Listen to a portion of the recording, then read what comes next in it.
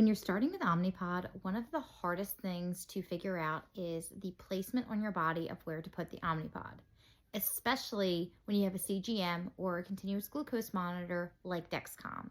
So I myself have both Dexcom and Omnipod, and I want to come on here on YouTube to explain further of what it means with the line of sight placement and how to best put Dexcom and the Omnipod on your body. So for those who are not familiar with Dexcom and Omnipod, Dexcom is a CGM or continuous glucose monitor that constantly regulates and keeps track of your blood sugar. And you change that device out every 10 days. And Omnipod is an insulin pump that you change out every 3 days. And because it's administering something into your body, you have to change it every 3 days, whereas Dexcom is not putting anything into your body, so you change it every 10.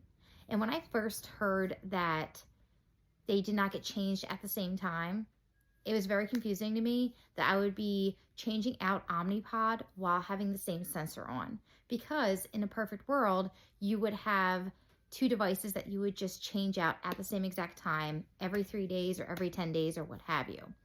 But Dexcom and Omnipod are not perfect, which most things aren't. So you have to kind of learn your way to master that. So first, I will show you right now where my placement is. I keep both of my devices on the back of my arms. I have just found that that works best for me in my lifestyle. And right here we have the Omnipod, which is the insulin pump. And then right here I have Dexcom. So they are just about an inch apart, which is what they suggest you do when having them on the same part of your body. So they are an inch apart right there.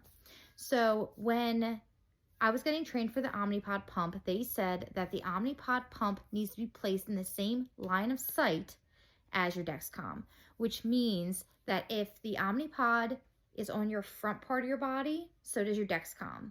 And if your Omnipod is on the back side of your body, so the back of your arm, your back, your lower butt, your legs, then your Dexcom also needs to be on your back. Because remember, these devices are communicating with each other. So to get them to communicate, you need to make sure they're close enough within readable distance so that way they can communicate. So right now they're in the same line of sight because they're on the both back of my arm. So I put Dexcom on just 2 days ago. So this is good for 8 more days, which means I need to change out my pump 2 more times before I replace this. So what I'm going to do next when my Omnipod is due to be changed is I'm going to take this one off and put it onto the back of this arm. And because it is on the back part of my body, they will still be able to communicate. Even though they're not on the same arm anymore, they will still be able to communicate. I have also put the pump on my lower back and like my lower love handle, and it has communicated that way as well. Now, I have not yet tried putting the pump or Dexcom on the front part of me, but same rules apply. If I were to put the pump right here on the front of my arm, if I put the Dexcom on my belly or the front of my legs or my other arm, as long as it's in the front, then they can communicate.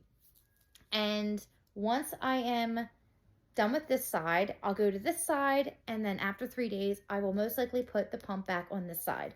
But as you can see on my arm, I still have a lot of back space I can use. And all it is a little needle that is pricked into you through Omnipod. So there's plenty of space for it to go. Because even though the pump takes up this whole huge part of my arm, in theory, it's only taking up a little dot because that's all that's really going into you. So yeah, that explains the line of sight. I know that it's very nerve-wracking getting started on an insulin pump. And I've only been on the Omnipod insulin pump for just about 2 months. And it was the big life change. I've been diabetic for 20 years and I've always done the insulin pens or the vials. So the idea of a machine automatically putting insulin to me was one of the scariest things, but it was one of the best decisions I've made. So if you are new or you're looking to, if you found my video because you are about to get started on the pump or you're getting more information, good luck to you, and leave any questions you have down in the comment section below. Be sure to like this video if you're new, or even if you're not new, please like the video and subscribe. Thank you so much, guys. I'll see you in the next one. I hope you found this video a little bit helpful. I'll see you later, guys.